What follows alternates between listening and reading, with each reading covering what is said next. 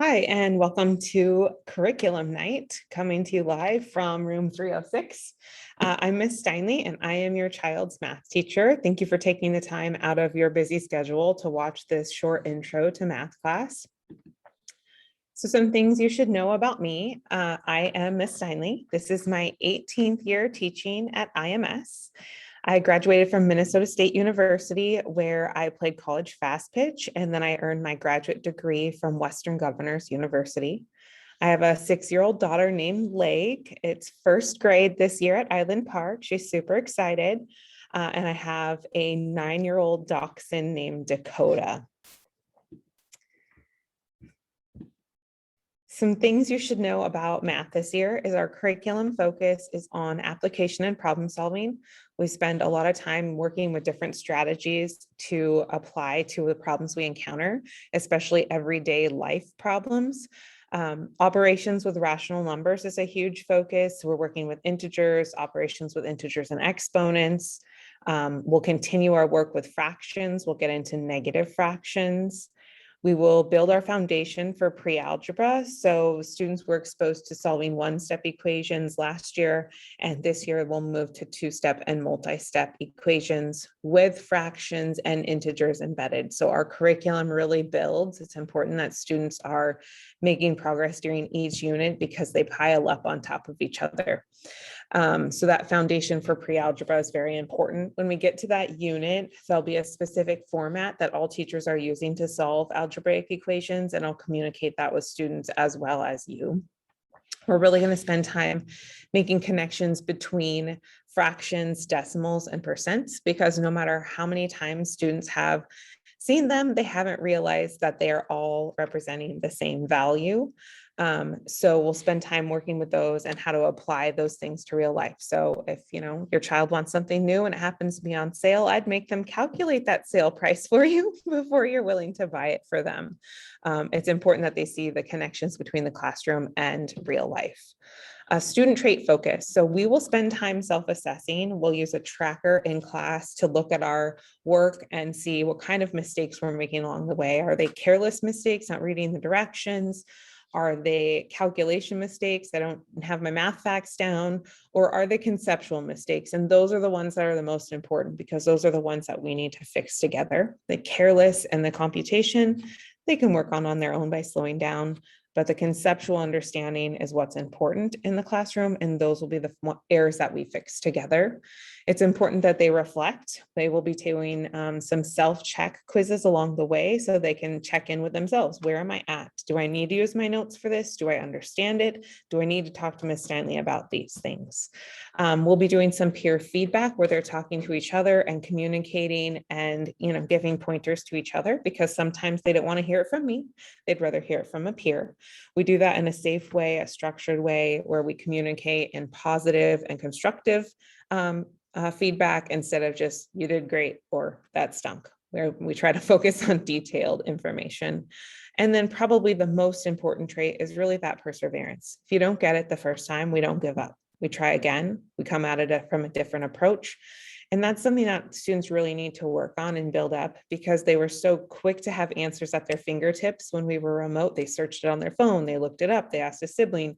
Now in the classroom, we really need to work on that perseverance within the classroom walls.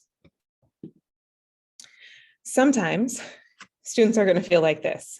Oh man, this is hard. I don't get it. And that's an okay thing, because without any struggle, okay, without any really challenges, we're not going to grow. So I like to tell them, if there's no struggle, then there's no progress.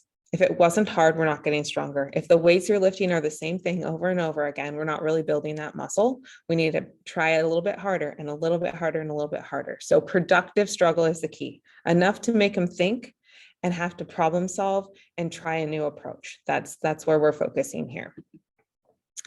Activities and technology. Technology will still be built in just as much as it was last year.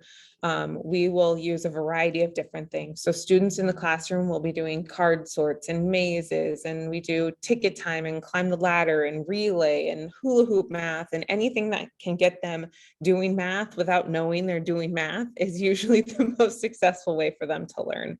We'll also do technology. We'll use things like quizzes and Ed Puzzle. Schoology is a main one. Class Kick, they can get instant feedback from me. We'll play all sorts of games using our technology, and sometimes our homework or practice for the night will be on technology. Grading and grades. So in my class, it is not about what you're earning. I could care less if it's an A, B, C, D, F.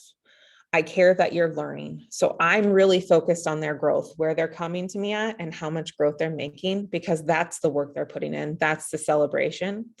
So when I'm grading students, they're typically going to be assessed on their what stuck today. And that's usually one or two times per week. And it's an immediate check of their understanding after a lesson. It gives me information to plan the next day's lesson. It gives them information about where they need to focus their attention when they're working on their homework. Homework is typically assigned nightly. We will have some assignments that will be submitted to me. Some assignments are just for students to practice individually. Whenever it's a worksheet or a book assignment, I always post my answer key on Schoology so students can reference it and correct their work. Or if they're stuck and that productive struggle gets too long or lengthy of time, they can check it to get a starting point and help them out along the way. Assessments, we're going to do a variety of assessments this year. We'll do self-check quizzes, and whenever it's a self-check quiz, that is open note. That's for them to check their understanding. Where am I at? It's kind of a gauge. Do I know this without my notes, or do I have to look at my notes for every single thing? Because if that's the case, I really need to practice more. Then we'll have unit quizzes. Those will not be open notes. That's just show me what you know right now. It's a snapshot of time. And then our unit tests, which will be at the end of each unit. The tests, I will always have a review and a key.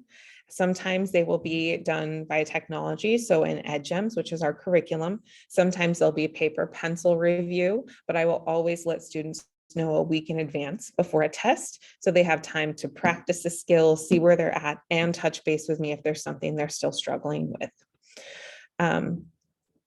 In working with parents, you are going to be the best partner for me because you know your child much better than I do. I get 50 minutes with them each day. You know about their past learning, you know what's helpful for them. So please don't hesitate to reach out to me. You play an important part in their education, and it's better if we partner together.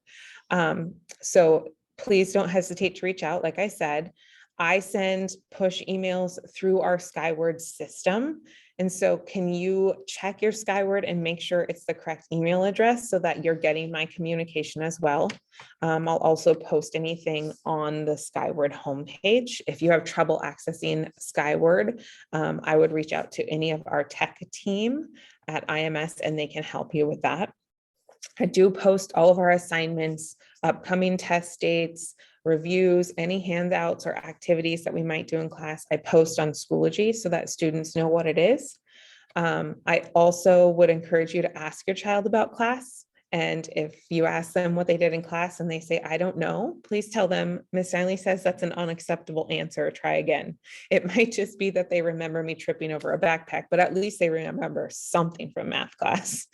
If you would like to communicate to me, email is the fastest way because I can shoot off an email quickly between classes, but it's hard to make that phone call. We are trying to limit the number of in-person meetings. So if we do need to have a conversation, then that can be over the phone or we can do it over Zoom, but we'll need to set that up ahead of time. So again, emailing me is the quickest way to get a response. I really appreciate all your support and I look forward to a great year. So far, we are off to a fabulous start. The kids are fantastic. So thank you. And I look forward to speaking with you in the future.